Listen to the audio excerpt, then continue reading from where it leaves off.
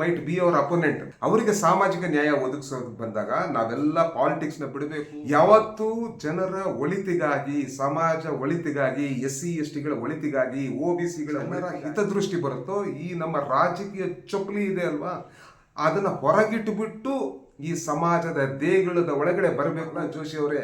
ಇಲ್ಲಂದ್ರೆ ಜನ ನಿಮ್ಗೆ ಚೀಮಾರಿ ಆಗ್ತಾರೆ. ನಮಸ್ಕಾರ ಸ್ನೇಹಿತರೆ, ತಮ್ಮೆಲ್ಲರಿಗೂ ತಿಳಿದಂಗೆ ಶಾಶ್ವತ ಬ್ಯಾಕ್ವರ್ಡ್ ಕ್ಲಾಸ್ ಕಮಿಷನ್ ಏನಿದೆ ಕರ್ನಾಟಕದಲ್ಲಿ, ಅದು ಸಾಮಾಜಿಕ ಹಾಗೂ ಆರ್ಥಿಕ ಸಮೀಕ್ಷೆ ನಡೆಸ್ತಾ ಇದೆ.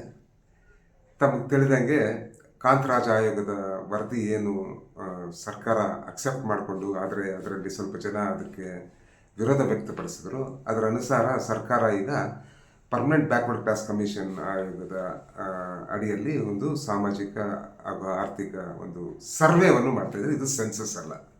ಆದರೆ ಸ್ವಲ್ಪ ಜನಕ್ಕೆ ಹೊಟ್ಟೆ ಉರಿ ಬಂದ್ಬಿಟ್ಟಿದೆ. ಹೊಟ್ಟೆ ಉರ್ಕೊಂತವ್ರೆ ಸ್ನೇಹಿತರೆ. ಇವರೆಲ್ಲ ಯಾರು ಅನ್ನೋದು ಬಹಳ ಮುಖ್ಯ. ಯಾರು ಈ ದೇಶದ ಜಾತಿವಾದಿಗಳಿದ್ರು, ಯಾರು ಈ ದೇಶದ ಮನುವಾದಿಗಳಿದ್ರು, ಯಾರು ಈ ದೇಶದ ಕೋಮುವಾದಿಗಳಿದ್ರು, ಯಾರು ಈ ದೇಶದ ಸಾಮಾಜಿಕ ನ್ಯಾಯದ ವಿರುದ್ಧ ಇದ್ರು, ಅಂಥವ್ರು ಮಾತ್ರ ಈ ಪರ್ಟಿಕ್ಯುಲರ್ ಸೋಷಿಯೋ ಎಕನಾಮಿಕ್ ಸರ್ವೆ ವಿರುದ್ಧ ಮಾತಾಡ್ತಾ ಇದ್ದಾರೆ. ಯಾರೆಲ್ಲ ಮಾತಾಡ್ತಾ ಇದ್ದಾರೆ ಅಂದರೆ, ನಿಮಗೆ ಎಕ್ಸಾಂಪಲ್ ಹೇಳಬೇಕಂದ್ರೆ, ಈ ಮಹಾನುಭಾವ ನಮ್ಮ ಚೈಲ್ಡ್ ಚಪಾತಿ ಇದ್ದಾರಲ್ವಾ, ತೇಜಸ್ವಿ ಸೂರ್ಯ, ಆತ ಒಬ್ಬ ಸಂಸದ ಅನ್ನೋದನ್ನು ಮರ್ತು ಬಿಟ್ಟಿದ್ದಾರೆ. ಆಮೇಲೆ ಇನ್ನೊಬ್ಬ ಮಹಾನ್ ವ್ಯಕ್ತಿ ಪ್ರಹ್ಲಾದ್ ಜೋಶಿ, ಈ ದೇಶದ ಸಂಸದನ ನಡೆಸೋ ಒಂದು ಜವಾಬ್ದಾರಿ ಇರುವ ಒಬ್ಬ ಪಾರ್ಲಿಮೆಂಟರಿ ಅಫೇರ್ಸ್ ಮಿನಿಸ್ಟರ್. ಇವರು ಎಲ್ಲ ಕಡೆ ಹೇಳ್ತವ್ರೆ ಇದನ್ನು ಬಹಿಷ್ಕರಿಸಿ, ಈ ಆರ್ಥಿಕ ಸಾಮಾಜಿಕ ಸರ್ವೆ ಇದು ಬಹಿಷ್ಕರಿಸಿ ಅಂತ. ಆಮೇಲೆ ಇನ್ನೊಂದು ಪುಣ್ಯಾತ ಗತಿ, ಇವಮ್ಮ ಯಾರು ಅಂತ ತಮ್ಗೆಲ್ಲರಿಗೂ ಗೊತ್ತು, ಶೋಭಕ್ಕ. ಈ ಶೋಭಕ್ಕನು ಐಸಾ ಹೈ ವೈಸಾ ಹೈ ಆಪ್ ಇಸ್ಕು ಬಹಿಷ್ಕಾರ ಕರೋ ಅಂತ ಹೇಳ್ಬಿಟ್ಟವ್ರೆ.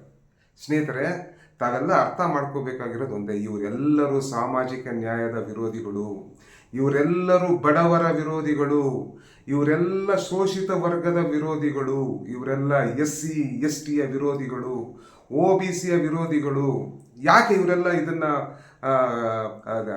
ಅಪೋಸ್ ಮಾಡ್ತಾ ಇದ್ದಾರೆ ಗೊತ್ತಾ ನಿಮಗೆ? ಇದೇ BJPಗರು, ಇದೇ ಸಂಘ, ಇದೇ RSS ಯಾವಾಗ ಮಂಡಲ್ ಬಂತು ನೋಡಿ, VP ಸಿಂಗ್ ಕಾಲದಲ್ಲಿ, ಇದೇ ಕಿಡಿಗೇಡಿಗಳು ಕಮಂಡಲ್ ಸ್ಟಾರ್ಟ್ ಮಾಡಿದ್ರು. ಅವಾಗ ಮಂಡಲನ ವಿರೋಧ ಇದ್ರು. ಮಂಡಲ್ ವರದಿ ಅಂದ್ರೆ ಏನು? ಮಂಡಲ್ ವರದಿ ಅಂದ್ರೆ ಆ ಕಾಲಘಟ್ಟದಲ್ಲಿ OBC ಬ್ಯಾಕ್ವರ್ಡ್ ಕ್ಲಾಸಸ್ಗೆ ರಿಸರ್ವೇಷನ್ ಕೊಡೋದು ಮೊದಲನೇ ಸತಿ ಯಾವಾಗ VP ಸಿಂಗ್ ಎತ್ತಿದ್ರು, ಇದೇ ಇವರ ಅಣ್ಣಂದರು, ಪ್ರಹ್ಲಾದ್ ಜೋಶಿ ಅವರ ಅಣ್ಣಂದರು, ಶೋಭಕ್ ಅವರ ಅಣ್ಣಂದರು, ಆಮೇಲೆ ಚೈಲ್ಡ್ ಚಪಾತಿ ಅವರ ತಂದೆಯರು, ಯಾರು ಪೂರ್ವಜರಿದ್ರು, ಇವರು ಓಲ್ಡ್ ಲೀಡರ್ಸ್ ಯಾರಿದ್ರು, ಇವರೆಲ್ಲರೂ ಆ ಮಂಡಲನ ವಿರುದ್ಧ ಮಾಡಿ ಇಡೀ ದೇಶದಲ್ಲಿ ಮಂಡಲದ ವಿರುದ್ಧ ರಾಮ ಮಂಡಲ ಕಮಂಡಲ್ ಅಂತ ಹೇಳ್ಬಿಟ್ಟು ತಗೊಂಡೋಗಿರೋ ಕಿಡಿಗೇಡಿಗಳು ಇವರೆಲ್ಲ ಸಾಮಾಜಿಕ ನ್ಯಾಯದ ವಿರೋಧಿಗಳು. ಮನವಿ ಮಾಡೋದು ಅಂತಂದ್ರೆ, ರಾಜಕೀಯ ದುರುದ್ದೇಶದಿಂದ ಕೂಡಿರುವಂತ, ಸರಿಯಾದಂಥ ಪ್ರೊಸೀಜರ್ನಿಂದ ಮಾಡಲಿಕ್ಕೆ ಹೊರಟಿಲ್ದಲೇ ಇರುವಂಥ, ಕಾನೂನು ಬಾಹಿರವಾಗಿರುವಂಥ, ಯಾವುದೇ ನಿಮ್ಮ ದತ್ತಾಂಶವನ್ನ, ಪರ್ಸನಲ್ ಡೇಟಾವನ್ನ ಕರೆಕ್ಟಾಗಿ ಪ್ರೊಟೆಕ್ಟ್ ಮಾಡ್ತಾರೆ ಅನ್ನುವಂಥ ಖಾತ್ರಿ ಇಲ್ದಲೇ ಇರುವಂಥ ಈ ಜಾತಿ ಸಮೀಕ್ಷೆಯಲ್ಲಿ ರಾಜ್ಯದ ಜನತೆ ಕೂಡ ಭಾಗವಹಿಸಬಾರದು.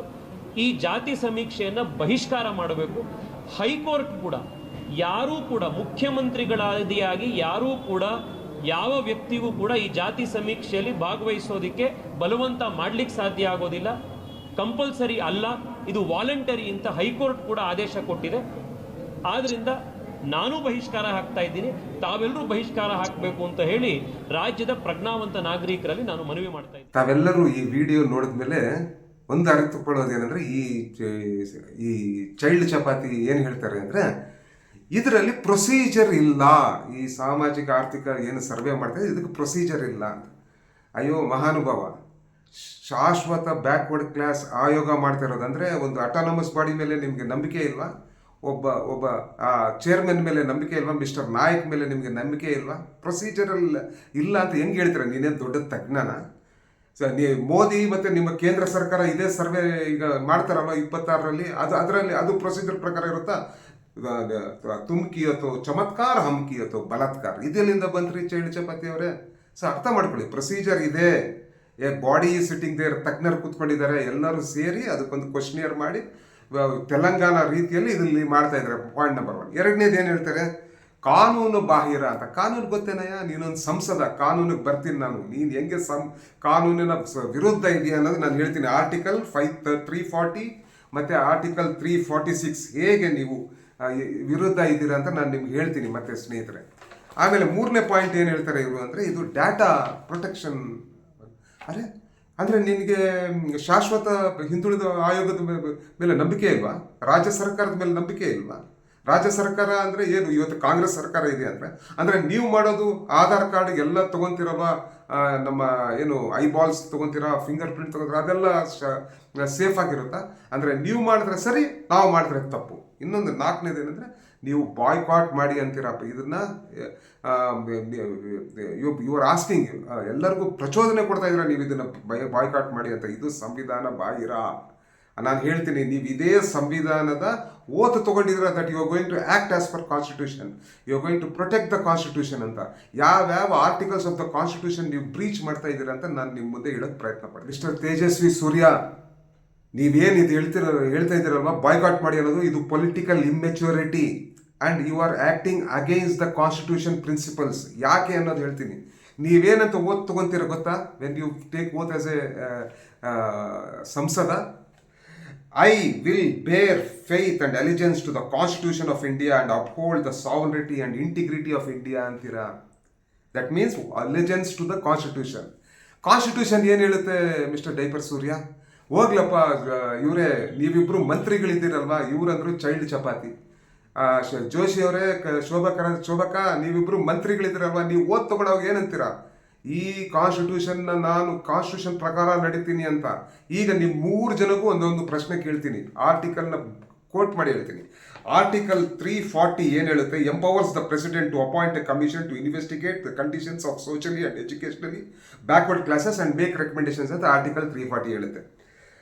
ಇದಕ್ಕೆ ಯಾಕೆ ಮಾಡುತ್ತೆ ಅಂದರೆ, ವಿತೌಟ್ ಡಾಟಾ ಇದೆಲ್ಲ ಮಾಡಿದ್ಮೇಲೆ ನಮಗೆ ಡಾಟಾ ಸಿಗುತ್ತೆ. ಯಾರ್ಯಾರ ಕಂಡೀಷನ್ಸ್ ಹೆಂಗಿದೆ, SC-ಗಳ ಕಂಡೀಷನ್ ಹೆಂಗಿದೆ, ST-ಗಳ ಕಂಡೀಷನ್ ಇದೆ, OBC-ಯಲ್ಲಿರುವ ಬೇರೆ ಬೇರೆ ಕ್ಯಾಸ್ಟ್ಗಳ ಕಂಡೀಷನ್ಸ್ ಹೇಗಿದೆ ಅಂತ. ಅದಕ್ಕೆ ತಕ್ಕಂತೆ ಅವರ ಸೋಷಿಯೋ ಎಕನಾಮಿಕ್ ಕಂಡೀಷನ್ಸ್ ತಕ್ಕಂತೆ ನಾವು ಅವರಿಗೆ ಪ್ರೋಆಕ್ಟಿವ್ ಗೌರ್ಮೆಂಟ್ ಪಾಲಿಸೀಸ್ನ ಮಾಡಬಹುದು ಅಂತ ಆರ್ಟಿಕಲ್ 340 ಮಾಡಬೇಕು ಅಂತ ಹೇಳುತ್ತೆ. ಸೊ ಈ ಆರ್ಟಿಕಲ್ 340 ಅಗೇನ್ಸ್ಟ್ ಇದ್ದೀರಲ್ವ ನೀವು. ಅದೇ ಪ್ರಕಾರ ನಿಮಗೆ ಆರ್ಟಿಕಲ್ 246 ಏನು ಹೇಳುತ್ತೆ? which divides the power between the union and state, socio-economic surveys and welfare of backward classes falls under the social state list ಅನ್ನುತ್ತೆ. ಇದರಲ್ಲಿ ಏನು ಹೇಳ್ತದೆ? ಸ್ಟೇಟ್ಗೆ ಪವರ್ ಇದೆ. ಏನಂತ ಪವರ್ ಇದೆ ಸ್ಟೇಟ್ಸ್ಗೆ? ನಿಮ್ಮ ಸ್ಟೇಟ್ ಪಾಲಿಸೀಸ್ಗೆ, ನಿಮ್ದು ಏನೇನು ಪಾಲಿಸೀಸ್ ಇದೆ, ಸೋಷಿಯಲ್ ವೆಲ್ಫೇರ್ ಪಾಲಿಸೀಸ್ ಇರ್ಬೋದು, ಎಜುಕೇಷನಲ್ ಪಾಲಿಸೀಸ್ ಇರ್ಬೋದು, ಹೆಲ್ತ್ ಪಾಲಿಸಿ ಇರ್ಬೋದು, ರಿಸರ್ವೇಷನ್ ಪಾಲಿಸಿ ಇರ್ಬೋದು, ನೀವು ಈ ಶೋಷಿತ ಸಮುದಾಯಗಳಿಗೆ ಕೊಡಬೇಕಂದ್ರೆ ಯು ಶುಡ್ ನೋ. ಇದು ಏನು ISO 2000 ಏನು ಹೇಳುತ್ತೆ? What cannot be measured cannot be improved upon. So ನೀವು ಒಂದು ಸಮಾಜವನ್ನು ಮೇಲೆತ್ತಬೇಕಂದ್ರೆ you should know what is the present condition of those ಸಮಾಜಗಳು. ಆ ಸಮಾಜಗಳ ಪ್ರೆಸೆಂಟ್ ಕಂಡೀಷನ್ ತೋರಿಸ್ಬೇಕು ಅಂದರೆ ನೀವು ಸೋಷಿಯೋ ಎಕನಾಮಿಕ್ ಸರ್ವೆ ಮಾಡಬೇಕು. ಆ ಸೋಷಿಯೋ ಎಕನಾಮಿಕ್ ಸರ್ವೆಗೆ ನಿಮ್ಮಂಥ BJPಗರು, ನೀವೊಂದು ಸಂಸದ, ಆಮೇಲೆ 2 ಕೇಂದ್ರೀಯ ಮಂತ್ರಿಗಳು ಬಂದ್ಬಿಟ್ಟು ಯು ಆರ್ ಕೋರ್ಸಿಂಗ್ ಪೀಪಲ್, ಜನಗಳಿಗೆ ನೀವು ಮಾಡಬೇಡಿ ಅಂತಿರಲ್ವಾ. This itself you are acting against the constitution, you are acting against the basic framework of the constitution. ಆಮೇಲೆ ನಿಮ್ಗೆ ಇನ್ನೊಂದು ಹೇಳ್ತೀನಿ, ಡೈರೆಕ್ಟಿವ್ ಪ್ರಿನ್ಸಿಪಲ್ಸ್ ಆರ್ಟಿಕಲ್ 3846 ಏನು ಹೇಳುತ್ತೆ ಅಂತ ಕೇಳ್ತೀನಿ. The state must strive to reduce inequalities and promote the education and economic interests of weaker sections ಅನ್ನತ್ತೆ. Weaker sections ಅಂದರೆ ಯಾರು? ತೇಜಸ್ವಿ ಸೂರ್ಯ ನಿಮ್ಮ ಜಾತಿಯವರಲ್ಲ, ಶೋಭಕ್ಕ ನಿಮ್ಮ ಜಾತಿಯವರಲ್ಲ, ಪ್ರಹ್ಲಾದ್ ಜೋಶಿ ನಿಮ್ಮ ಜಾತಿಯವರಲ್ಲ. ನೀವೆಲ್ಲ ಹ್ಯಾವ್ಸ್, ಹೊಟ್ಟೆ ತುಂಬಿದವರು ಸ್ವಾಮಿ. ಹೊಟ್ಟೆ ತುಂಬದೇ ಇರೋರಿಗೆ, ಈ ದೇಶದ SC-ಗೆ, ಈ ರಾಜ್ಯದ ST-ಗೆ, ಈ ರಾಜ್ಯದ ಅಲ್ಪಸಂಖ್ಯಾತರಿಗೆ, ಈ ರಾಜ್ಯದ OBC-ಗಳಿಗೆ, ಏನು 200-300 OBC-ಗಳಿದ್ದಾರೆ, ಅವರು ಹೊಟ್ಟೆ ತುಂಬದೇ ಇರೋರಿಗೆ ಬೇಕಾಗಿರೋದು. So you are acting against the principles of article 340, you are acting against the principles of article 246, you are acting against the directive principles article 38 and 46. ಯಾವುದು ಸ್ಟೇಟ್ಗೆ ಅಧಿಕಾರ ಕೊಡುತ್ತೆ, ನೀವು ಸರ್ವೆ ಮಾಡಿಬಿಟ್ಟು ಅವ್ರಿಗೇನು ಪ್ರೋಆಕ್ಟಿವ್ ಆಗಿ ನೀವು ಅಫರ್ಮೇಟಿವ್ ಆ್ಯಕ್ಷನ್ ಏನು ಕೊಡಬೇಕು ಮಾಡಿ ಅಂತ ಏನು ಕಾನ್ಸ್ಟಿಟ್ಯೂಷನ್ ಹೇಳುತ್ತೋ, ಯಾವ ಕಾನ್ಸ್ಟಿಟ್ಯೂಷನ್ನ ಅಡಿಯಲ್ಲಿ ನೀವು ಓತ್ ತೊಗೊಂಡಿದ್ದೀರೋ ಆ ಕಾನ್ಸ್ಟಿಟ್ಯೂಷನ್ನ ವಿರೋಧ ಮಾಡ್ತಾ ಇದ್ದೀರಾ ನೀವು. ಇವತ್ತು ನೀವೇನೋ ರಾಜಕೀಯಕ್ಕಾಗಿ ಏನೋ ಮಾಡ್ಬೋದು, ಆದರೆ ಸಂವಿಧಾನದಲ್ಲಿ ಹಕ್ಕು ಕೊಟ್ಟಿದೆ. ಬಾಬಾ ಸಾಹೇಬ್ ಅಂಬೇಡ್ಕರ್ ಬರೆದ ಈ ಸಂವಿಧಾನದಲ್ಲಿ ಹಕ್ಕಿದೆ. ಇವರಿಗೆಲ್ಲರಿಗೂ ನೀವು ಮಾಡಬೇಡಿ ಅಂದರೆ, ಈಗ survey will go for A toss. ಈಗ ಜನರು ಪಾಪ ನಿಮ್ಮ ಮಾತು ಕೇಳಬೇಕಾ, ಸರ್ಕಾರದ ಮಾತು ಕೇಳಬೇಕಾ? ಸರ್ಕಾರದ ಮಾತು ಕೇಳಬೇಕು. ಯಾಕಂದರೆ ನೀವು ನಿಮ್ಮಲ್ಲಿ ಉರಿ, ನಿಮಗೆ ಗೊತ್ತಲ್ವಾ, you are anti constitution, you are anti social justice, you are anti SC ST OBCs, you don't want reservation, you don't want reservation to go up from 49% to 75% as envisaged by this Congress government. ಇವತ್ತು ಸಿದ್ದರಾಮಯ್ಯ ಅವರು, DK Shivakumar ಅವರು ಏನು ಹೇಳ್ತವ್ರೆ, ಈ ರಾಜ್ಯದ ಯಾರು ಹಿಂದುಳಿದ ವರ್ಗದವರು SC ST ಇದ್ದಾರೋ ಅವ್ರಿಗೆಲ್ಲರಿಗೂ ನಾವು ಜಾಸ್ತಿ ಮಾಡಬೇಕಂದ್ರೆ ಶೆಡ್ಯೂಲ್ 9 ಮತ್ತು ಶೆಡ್ಯೂಲ್ 10 ಅಲ್ಲಿ ತರಬೇಕು ಅವ್ರಿಗೆ. ಅದು ಮಾಡಬೇಕಂದ್ರೆ we need to have a survey. ಈ ಸರ್ವೆ ಬಂದರೆ ಅವಾಗ ನಾವು ಆ್ಯಕ್ಟ್ ಮಾಡಿಬಿಟ್ಟು 49% 75% ತರ್ತೀವಿ ಅನ್ನೋ ಹೊಟ್ಟೆ ಉರಿ ನಿಮಗೆ. ಅಂದಿನ ಕಾಲನ ನಿಮ್ಮ ಪೂರ್ವಜರು ಏನಿದ್ದಾರೆ, ನಿಮ್ಮ ಅಣ್ಣಂದರು, ನಿಮ್ಮ ಅಪ್ಪಂದರು ಏನು ಮಾಡಿದ್ದಾರೆ, ಮಂಡಲ ವಿರುದ್ಧ ಕಮಂಡಲ ತಂದಿದ್ರಿ. ಈಗ ನೀವೇನು ಮಾಡ್ತಿದ್ದೀರಾ, ನಮ್ಮ ಸಿದ್ದರಾಮಯ್ಯ, ಅಹಿಂದ ನಾಯಕ ಸಿದ್ದರಾಮಯ್ಯ ಹಾಗೂ ನಮ್ಮ ರಾಜ್ಯದ KPCC ಅಧ್ಯಕ್ಷರಾದ DK ಶಿವಕುಮಾರ್ ನಾಯಕತ್ವದಲ್ಲಿ ಏನು ಇವತ್ತು ನಾವು ಸಾಮಾಜಿಕ ಹಾಗೂ ಆರ್ಥಿಕ ಸರ್ವೆ ಮಾಡ್ತಿದ್ದೀವಿ, ಇದನ್ನ ಕೆಳಗಿಳಿಸೋದಕ್ಕೆ, ಇದಕ್ಕೆ ಒಂದು ಹುನ್ನಾರ ಮಾಡಿ ಹೆಂಗನ ಇದನ್ನ ಕಟಲ್ ಮಾಡೋದಕ್ಕೆ, ಇದನ್ನ ವಿಫಲ ಮಾಡೋದಕ್ಕೆ ಒಂದು ದೊಡ್ಡ ಷಡ್ಯಂತ್ರ ಮಾಡ್ತಾ ಇದ್ದೀರಾ. ಮನುವಾದಿಗಳೇ, ನಿಮ್ಮ ಷಡ್ಯಂತ್ರಕ್ಕೆ ನಮ್ಮ 7 ಕೋಟಿ ಜನರ ಕನ್ನಡಿಗರು ನಿಮಗೆ ಕಿಮ್ಮತ್ತು ಕೊಡಲ್ಲ, ನಿಮಗೆ ಚೀಮಾರಿ ಆಗ್ತಾರೆ.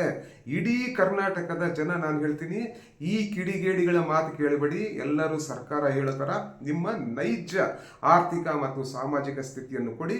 ಎಲ್ಲರಿಗೂ ಸಮಪಾಲು, ಎಲ್ಲರಿಗೂ ಸಮಬಾಳು ಆಶಯದೊಂದಿಗೆ ಸಿದ್ದರಾಮಯ್ಯ ಅವರು ಏನು ಈ ಬಸವನಾಡಿನ ಆಶಯಗಳು ಏನು ಇಟ್ಕೊಂಡಿದ್ದಾರೆ ಸಿದ್ದರಾಮಯ್ಯ ಅವರು, ಇದನ್ನು ಪೂರೈಸ್ತಾರೆ ಅಂತ ಹೇಳಿ ನಾನು ನಿಮ್ಮಲ್ಲಿ ಕೇಳ್ಕೊಂಡು. ಜೋಶಿ ಅವ್ರಿಗಂತೂ ತಲೆ ಇಲ್ಲ, ನಿಮ್ಗಂತೂ ತಲೆ ಇದೆಯಾ? ಗೌರ್ಮೆಂಟ್ಗೆ ಕ್ಯಾಸ್ಟ್ ವೈಸ್ ಈ ಡಾಟಾ ಆಫ್ ಪಾವರ್ಟಿ, ಅನ್ಎಂಪ್ಲಾಯ್ಮೆಂಟ್ ಮತ್ತು ಇನ್ಈಕ್ವಾಲಿಟಿ ಗೊತ್ತಾಗ್ತಿದ್ರೆ ಅವರಿಗೆ ಬೇಕಾಗಿರೋ ಪಾಲಿಸೀಸ್ ಹೆಂಗಪ್ಪ ಗೊತ್ತು, ಯಾರಿಗೆ ಕೊಡಬೇಕು ಅಂತ ಹೆಂಗಪ್ಪ ಗೊತ್ತಾಗುತ್ತೆ? ಅವರಂದ್ರು ಚೈಲ್ಡ್ ಚಪಾತಿಗಳು. ನೀವನ್ನ ಹೇಳೋಕ್ಕಾಗಲ್ವಾ? ಈಗ ನಾಳೆ ಬೆಳಿಗ್ಗೆ ನೆಕ್ಸ್ಟ್ ನೀವು ಮಾಡ್ತಾ ಇದ್ದೀರಾ ಸೋಷಿಯೋ ಎಕನಾಮಿಕ್ ಸೆನ್ಸಸ್ಸು, ಅವಾಗ ನಾವು ಕಾಂಗ್ರೆಸ್ಸಿಗರು ನಿಮ್ಮ ಥರ ಆಡೋಕ್ಕಾಗತ್ತಾ? ಕೊಡಬೇಡ್ರಿ ಅಂತ ಹೇಳೋಕ್ಕಾಗತ್ತಾ? ಏನು ಬರೀ ಬ್ರಾಹ್ಮಣರು ಮತ್ತು ಅಪ್ಪರ್ ಕ್ಯಾಸ್ಟ್ ಓಟಿಂದ ಮಾತ್ರ ಗೆಲ್ತೀರಾ? ನಿಮಗೆ 6 ಲಕ್ಷನೋ 5.5 ಲಕ್ಷ 6 ಲಕ್ಷ ಓಟ್ ಬೀಳುತ್ತಲ್ವ ಹುಬ್ಳಿ ಧಾರವಾಡದಲ್ಲಿ, ಬರೀ ಅವರೇನಾ? ನಿಮ್ಮ ಪಕ್ಷದಲ್ಲಿರುವ SCಗಳಿಗೆ ನಿಮಗೆ ನ್ಯಾಯ ಒದಗಿಸೋದು ಬೇಡವಾ? ನಿಮ್ಮ ಪಕ್ಷದಲ್ಲಿರುವ STಗಳಿಗೆ ನಿಮಗೆ ನ್ಯಾಯ ಒದಗಿಸೋದು ಬೇಡವಾ? ನಿಮ್ಮ ಪಕ್ಷದಲ್ಲಿರುವ OBCಗಳಿಗೆ ನೀವು ನ್ಯಾಯ ಒದಗಿಸ್ಕೋಬೇಕಂತ ಬುದ್ಧಿ ನಿಮಗೆ ಬರಲ್ಲ? ಅರ್ಥ ಮಾಡ್ಕೊಳ್ಳಿ. ಜನ ನಿಮ್ಮನ್ನು ನೋಡ್ತಾವ್ರೆ, ಹೆಂಗೆ ಚೀಮಾರಿ ಹಾಕಿದ್ರು. ನೀವು ಯಾವಾಗ ಮಂಡಲ್ ಕಮಿಷನ್, ನಿಮಗೆ ನಾಚಿಕೆ ಮಾನ ಮರೆದೇ ಇರೋರು, ಮಂಡಲ್ ಕಮಿಷನ್ ಇದ್ದಾಗ ನಿಮ್ಮ ರಾಮ ಜೋಯಿಸು ಎಲ್ಲರೂ ಹೋಗ್ಬಿಟ್ಟು ಕೋರ್ಟ್ಗೆ ಹೋಗಿರೋರು ನೀವು. ನಿಮ್ಮ ಇತಿಹಾಸ ಇಡೀ ಕರ್ನಾಟಕದ ಜನಕ್ಕೆ ಗೊತ್ತು. ನೀವೇನನ್ನ ಈ ಕರ್ನಾಟಕದ ಜನದ SC ST OBC minorities Ahinda ವರ್ಗ ಯಾರು 80-85%, ನಾನು ಹೇಳ್ತಾ ಇದ್ದೀನಿ ಸ್ನೇಹಿತರೆ, ಒಕ್ಕಲಿಗರು ಮತ್ತು ಲಿಂಗಾಯತರು, ನೀವು OBCಯಲ್ಲಿ ಬರ್ತಿರ್ಕಂಡ್ರಿ. ಈ ಮನುವಾದಿಗಳ ಮಾತು ಕೇಳ್ಬಿಟ್ಟು ನೀವು ದಾರಿ ತಪ್ಪಬೇಡಿ.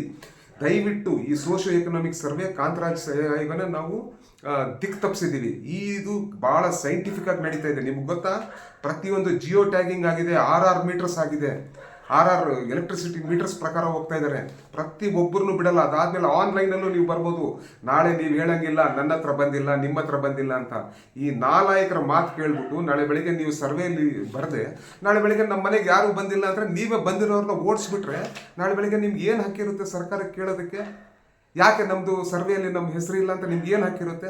ಅವಾಗ ಸರ್ಕಾರ ಹೇಳುತ್ತಪ್ಪ, ನೀವು ಈ ಪೇಪರ್ ಯಾರು ಈ ಸೂರ್ಯನ ಮಾತು ಕೇಳಿ, ಈ ಶೋಭಕ್ಕನ ಮಾತು ಕೇಳಿ, ಈ ಜೋಶಿಯ ಮಾತು ಕೇಳಿ ನೀವು ಪಾರ್ಟಿಸಿಪೇಟ್ ಮಾಡಿಲ್ಲ, ನಾವೇನು ಮಾಡೋದು ಅಂತ. ಸೊ ಸ್ನೇಹಿತರೆ, ಇವರು ಮನುವಾದಿಗಳು, ಜಾತಿವಾದಿಗಳು, ಕೋಮುವಾದಿಗಳು ನಿಮಗೆ ದಿಕ್ಕು ತಪ್ಪಿಸ್ತಾರೆ. ನೀವು ದಯವಿಟ್ಟು ದಿಕ್ಕು ತಪ್ಪಬೇಡಿ. ತೇಜಸ್ವಿ ಸೂರ್ಯ, ಜೋಶಿ, ಶೋಭಕ್ಕ, ಮೋದಿ ಮೊನ್ನೆ 2026ರಲ್ಲಿ ಸೋಷಿಯೋ ಎಕನಾಮಿಕ್ ಸರ್ವೆ ಮಾಡ್ತೀವಿ ಅಂದರೆ ಎಲ್ಲ ದಬಾ ದಬಾ ದಬಾ ದಬಾ ಅಂತ ಕಟ್ಬಿಟ್ಟು ಜೈ ಮೋದಿಜಿ ಜೈ ಮೋದಿಜಿ ಅಂತ ಒಳ್ಳೆ ಮಂಗಗಳ ಥರ ಆಡ್ತಾ ಇದ್ರಿ. ಮೋದಿ ಮಾಡಿದ್ರೆ ಓಕೆ, ಸಿದ್ದರಾಮಯ್ಯ ಮಾಡಿದ್ರೆ ಯಾಕೆ? ಸಿದ್ದರಾಮಯ್ಯ ಹಿಂದುಳಿದ ವರ್ಗದವರು ಅಂತ, ಸಿದ್ದರಾಮಯ್ಯ BJP ಅವರಲ್ಲ ಅಂತನಾ? ಇದು ಕಾಂಗ್ರೆಸ್ ಸರ್ಕಾರ ಮಾಡ್ತಾ ಇದೆಯಾ ಅಂತನಾ? ಯಾವಾಗಲೂ ಆಗಲಿ ಬಡವರಿಗಾಗಿ ಯಾರು ಕೆಲಸ ಮಾಡ್ತಾರೋ ಅವರ ಪರವಾಗಿ ನಿಲ್ಲೋದು ನಿಮ್ಮ ರಾಜಧರ್ಮ. ನಿಮ್ಗೆ ಓಟ್ ಹಾಕಿರೋದು ಅದಕ್ಕಾಗಿ. ನೀವು ಈ ಥರ ಕಿಡಿಗೇಡಿ ಕೆಲಸ ಮಾಡಿದ್ರೆ ಜನ ತಕ್ಕ ಪಾಠ ಕಳಿಸ್ತಾರೆ ನಿಮಗೆ. ನೆನೆಸ್ಕೋಬೇಕು. ಮತ್ತೆ ನಿಮ್ಮ ಜೀವನದಲ್ಲಿ ಮತ್ತೆ ನೀವು ಸಂಸದರು ಹಾಕೋಕ್ಕಾಗಲ್ಲ. ಮನೆ ಹಾಳಾಗೋಗ್ಲಿ, ನೀವು ಮಂತ್ರಿಗಳು ಅಂತ ನೀವು ಮನೆಗೆ ಹೋಗೋದು. ಯಾಕಂದರೆ ಭಾಳಷ್ಟು ಸುಪ್ರೀಂ ಕೋರ್ಟ್ ರೂಲಿಂಗ್ಸ್ ಇದೆ.